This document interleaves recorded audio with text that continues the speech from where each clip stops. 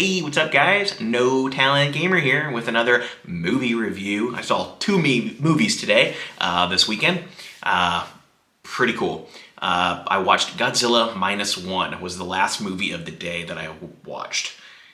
This movie, I think I just heard about it I didn't really hear anything about it till maybe near the end of the year. I don't think I really saw too much on it.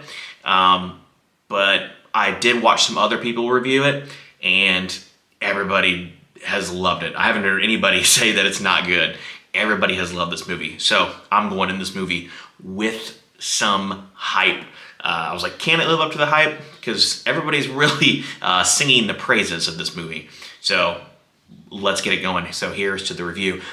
First thing I want to talk about is most of the time in these monster movies from all the other Godzilla. I think this is like number 33, to be honest, the 33rd Godzilla movie, which is insane. I don't know which one of the American movies, but which order that came in or anything like that. That being said, wow. One of the things that they really focus on that just divides this from any other Godzilla movies is definitely focusing on the human element. These are actual good storylines that we care about. Finally. So many times you just see some of the characters, like the Millie Bobby Brown one, where you honestly just don't care. It just doesn't do a very good job. The movies don't do a good job of focusing on the human element. You really actually want to care for these characters. And that being said, in this one, you really do care for the characters. I really loved the storylines they were going with.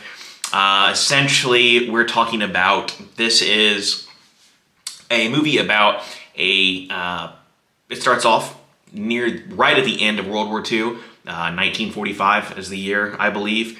And it pretty much starts out with our hero. I can't remember the name of his name, but that being said, he is a World War II fighter pilot, also known as, back then, if we don't know anything about it, he is technically a kamikaze pilot.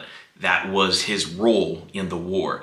So pretty much the story is that he is supposed to go into war as a kamikaze pilot. However, he says that he has plane problems, and he lands on another island telling him that he couldn't do what he was supposed to do, basically because his plane suffered from problems and he couldn't do it. Eventually, the mechanics that are there's like 8 or 9 of them that are there, and they look over the plane and they realize that nothing's wrong with this plane. So he was pretty much a coward, or so that's what they thought of him. You can decide. I kind of agree. They have another character that pretty much talks to him about why would you want to be a kamikaze pilot if the war is pretty much already lost? Is there really any honor in that if you already know that the war is lost? So I did like that. Like I said, human element. Focus on the human element. Really liked that. So this is obviously end of World War II. The bombs went off, the major bombs. So Japan is pretty much rebuilding. Like a lot of the places are just rebuilding. So eventually the hero of the story gets pretty much attacked by Godzilla in the beginning, which I really like that. And it's like a young, Godzilla just kind of started. So he's big, but he's not as big as he's gonna be later on in the movie, which I really did like. And that is one of the things that this movie did a fantastic job. Not only did they focus on the human element and do a really good job of actually caring about these characters, they actually spread out the Godzilla action scenes perfectly throughout the movie. You get your little taste in the beginning, in the middle, in the end, and I think that was one of the high praises of this movie for me, is the way they spread out the Godzilla action scenes throughout the movie and the way they focused on the human element. They couldn't have really done a better job. I really think it was amazing.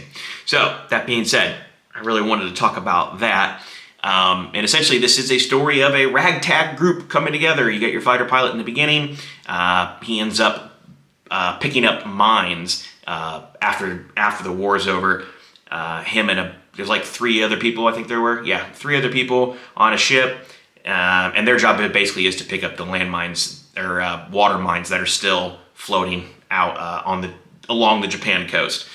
So you get your little ragtag group together, and you're basically, you're trying to focus on the main pilot and all the actions that he's going through and how he feels bad, that it was kind of his fault that the people got attacked in the beginning of the movie. And he just focuses on all kinds of different things, really, really caring for this character. So you got your ragtag group, which I really, really loved.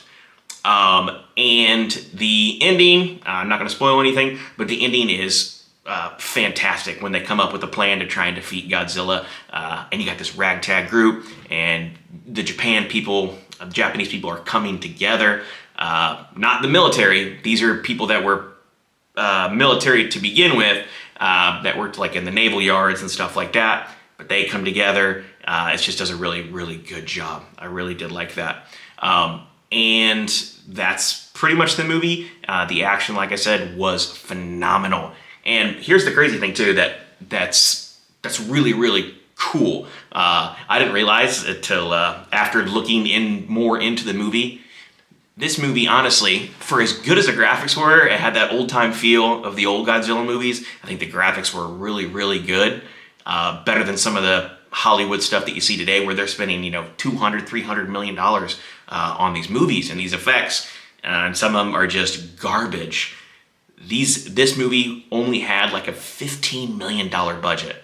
And you're like looking at some of the stuff and you're like, holy cow, they did all this with just a $15 million budget?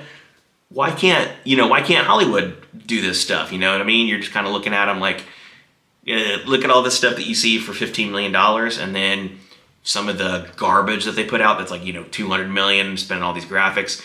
This Japanese movie was just so much better. Like I said, pacing was great, human element, really care about him. One of the downfalls, and not really a downfall, but that some people can see as a negative. For me, it never bothers me, but this movie is, like I said, is a Japanese movie. It is subtitled. I know it's going to deter some people, however, but subtitles have never bothered me. I don't mind reading them. You really feel like you're there. I just think they did a really good job. So that might deter a few people, but believe me when I say, do not let that deter you. Please go out and see this movie. Like I said, phenomenal. I'm not gonna lie, I may even got a little teary-eyed in the end. I was like, oh dang, man, it's kind of, woo. I'm, looking around, you know what I mean? I'm like, no, man, I'm cool, I'm fine. So luckily I was in the front and they couldn't see me, but yeah, I definitely got a little teary-eyed. This movie, like I said, I just can't get enough of it. I thought it was fantastic. I really, really loved it. So please go out and check this movie. I will also say, on a scale of 1 to 10, for me personally, this movie is a 10 out of 10. Oh my God, just the way they do the action scenes and the ragtag group coming together and all that stuff really hits you in the feels, you know what I mean? So I really, really did like that. This movie is definitely a 10 out of 10, hands down. And the best part, out of all the movies that I've seen this year, I've seen some really good ones. Like I said, I loved John Wick, Chapter 4. I thought that movie was phenomenal. I love the action scenes. But we're getting near the end of the year. It's December, and I'm going to say this may be my favorite movie of the year. Yeah, I'm not lying. This may be my favorite movie of the year. Fantastic. So good. I want you guys to go see it. Like I said, don't let the subtitles deter you. This is a great movie. It is so good. So thank you, the Japanese cinema, for bringing this to the United States. And hopefully the American cinemas can maybe learn a thing or two about, how to write these monster movies, how to really focus on the human element. So that being said, maybe my favorite movie of the year, 10 out of 10. Please go check this movie out. So don't forget to like, comment, subscribe down below. Let me know if you watch the movie, if you intend to see it, or maybe let me know if you may have second thoughts seeing it just because of the subtitles. please comment down below. But go check this movie out. It is a 10 out of 10. I am not telling you a lie. You will feel good. It's just a really, really feel good horror movie. Or not horror movie, sorry, monster movie. So that being said, 10 out of 10, please go check it out. Thank you guys for watching. Until then, I'll catch you guys on the next one. Have a good one.